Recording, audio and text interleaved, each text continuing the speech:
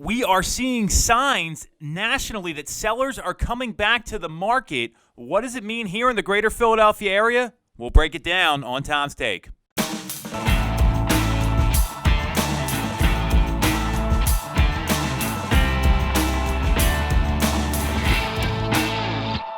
definitely going to want to watch this one. Guest appearance on the show from our amazing team member, close friend, great guy, John Michael Oleksa.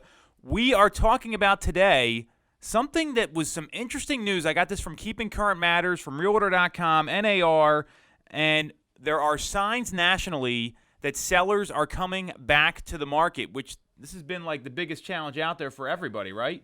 Even for the sellers it's a challenge because they got to find somewhere else to go. So let me give you the research, and then we'll talk about what this means for buyers and what that means for sellers in our local marketplace. So Javier Vivas, the Director of Economic Research at Realtor.com, came out and said that sellers are gradually coming back to the market after a 5-month lull that bottomed out in mid-April, which is pretty accurate. NAR is showing that the number of active homes available in the entire country is at 1.57 million. That's up 1.3% from the previous month, although it's down 18.2% from the previous year. I'm just happy to see the bump. That's always a good sign. And nationally, inventory's at a 4-month supply compared to this time last year was at a 4.8-month supply. So we're seeing things start to move in the right direction.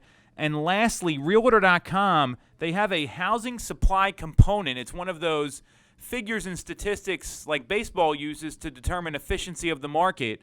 And the housing supply component is up 4.9 points to 101.7, which means that we're starting to see more people come back to the market, and that's right around the baseline that was set in January of 2020, right at the beginning of the year. So there is some historical data there. So what does this mean for buyers? And and maybe I should break down the local numbers first, because if you look at last month compared to this month, we're seeing inventory still decrease in Chester County, Delaware County, Montgomery County. We have seen a bump in Philadelphia. So in Philadelphia, the previous month there were 3,832 homes on the market. Now there's 4,033. So we're seeing almost, about exactly 200 more units available. So what does this all mean for buyers, Jam? You work with buyers and sellers. You've had some buyers that have looked in specific areas. So tell us how you're advising your clients and what that means, because obviously our market is behind the national trends. Right. For us, the first thing definitely is to be ready. And that's what we always recommend with any of our buyers. You need to be pre-approved, make sure that you have the money in the bank in that immediate moment, and stay in the bank over the next couple months so that it's there, whether it does take a couple weeks or months to find a home. But being ready is the first thing. Second would be quick. And that's where you find help in an agent like myself or an agent on our team.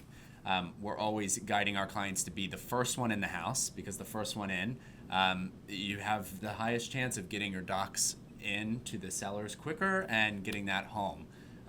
So make sure that you're quick in the house, and then be aggressive. Be aggressive is kind of in two ways. Your offer needs to be aggressive so that you win the home, but with our low inventory rates, it means you might not have another home to at least put an offer in the next couple weeks or months. The house just might not be there. So with low inventory, you just have to be aggressive, be quick, and be ready so that when the home comes up, all your ducks are in a row and you can move forward on it.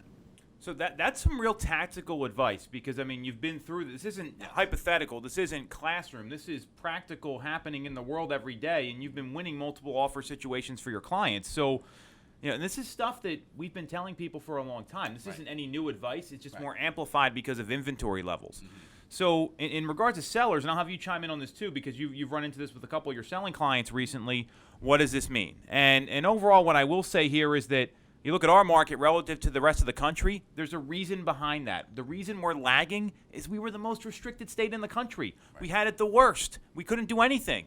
There was a 60-day period where you had no in-person activities, so there's a clear reason behind that.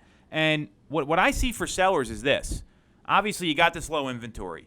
If you've got a place to go, you know where you're moving to, you have another home, or you're just going into a rental, there is opportunity, abundance right now in the marketplace. Buyers can afford more because of rates. We've seen people lock in below 3%. You had a client lock in at 2.875 recently. so they can afford more, which means they can spend more money on your home. There's less options for them, so we're talking about kind of the flip side here. So the best time for you to be on the market is when the neighbors aren't.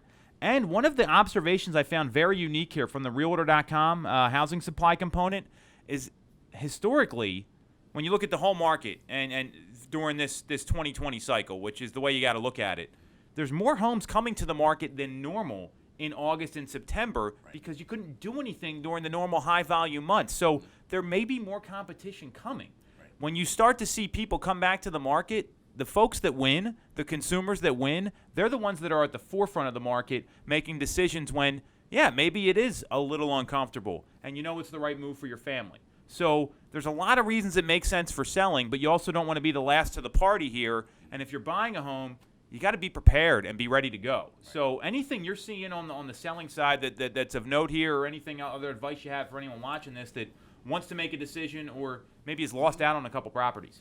I think it is a real thing to have some fear or reservations about listing your home right now, but you can speak to it also. Any listing that we have coming onto the market, from the day it hits a coming soon or word gets out that it's coming, there's agents reaching out to us immediately for those properties. So contact a local agent, hopefully us, to talk about your options with the market and what your potential is to sell your home. We'll obviously be honest with you, but most likely with such low inventory, there's going to be a buyer out there, and all we see every day is more and more entering the market. Well, that's really good advice. Just get the right information because a lot of people don't know what's happening. A lot of the clients we're meeting with now, if you're not in a real estate decision-making area of your life, you don't really know what's going on in the market. A lot of people didn't know how restrictive it was in Pennsylvania and what's created these conditions because this is not following what's going on in the rest of the country. So that's why it's important to get the national trends, then go local. And the positive is here, we can use that to help make decisions moving forward. If sellers are coming back to the market, and they're coming back to the market now in other states, it's going to happen here, just like that showing time graph with showings where we were at declining and bottomed for a long time, and then we saw that little blip that came up that a lot of states saw 2, 3, 4 weeks before. So this is what's going to be happening. So this is good news in a lot of ways because it's going to free up homes for sellers, it's going to free up homes for buyers, and more importantly, just get informed and understand what's going on. So we'll catch you guys next week. Right. JM, thanks for the advice. As always, grateful to have you on. We'll talk to you soon. Have a good one.